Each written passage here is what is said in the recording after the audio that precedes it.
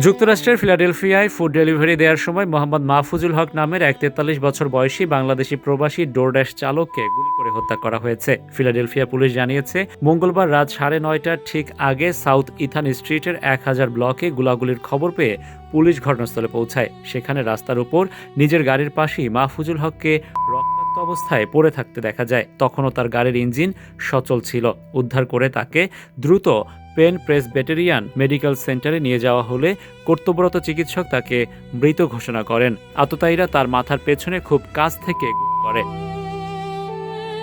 সব প্রমাণ ইঙ্গিত করছে যে ভুক্তভোগীকে টার্গেট করেই এই হামলা চালানো হয়েছে। যেখানে তার মৃতদেহ পাওয়া গেছে, তার মাত্র কয়েক ইঞ্চি দূরেই পড়েছিল তার ডোরড্যাশ ডেলিভারি ব্যাগ এবং রাইফেলের দুটি ব্যবহৃত খোসা। গাড়ির ইঞ্জিনও চালু ছিল।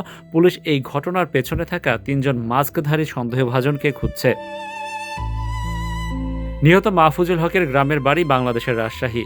এই ঘটনায় স্থানীয় কমিউনিটিতে শোকের আবহ বিরাজ করছে। জীবিকার তাগিদে রাতে ফুড ডেলিভারি দিতে গিয়ে এভাবে প্রাণ হারানোর ঘটনা কোনোভাবে মেনে নিতে পারছেন না তার সহকর্মী ও স্বজনরা। এদিকে এক বিবৃতিতে ফুড ডেলিভারি জায়ান্ট ডোরড্যাশ এই ঘটনাকে একটি অর্থহীন নৃশংসতা বলে আখ্যা দিয়েছে। তারা নিহতের পরিবারের প্রতি গভীর সমবেদনা জানিয়ে অপরাধীদের বিচারের আওতায় আনতে মার্কিন আইনশৃঙ্খলা বাহিনীকে পূর্ণ সহযোগিতার আশ্বাস দিয়েছে। হত্যাকাণ্ডের পর ওই এলাকার সিসিটিভি ফুটেজ সংগ্রহ করে অপরাধীদের শনাক্ত করার চেষ্টা করছে পুলিশ। তবে এখন পর্যন্ত এই ঘটনায় কাউকেই গ্রেফতার করা সম্ভব হয়নি। যুক্তরাষ্ট্রে একের পর এক প্রবাসী বাংলাদেশের খুনের ঘটনায় এখন সাধারণ প্রবাসীদের নিরাপত্তা নিয়ে আবারও বড় প্রশ্ন দেখা দিয়েছে।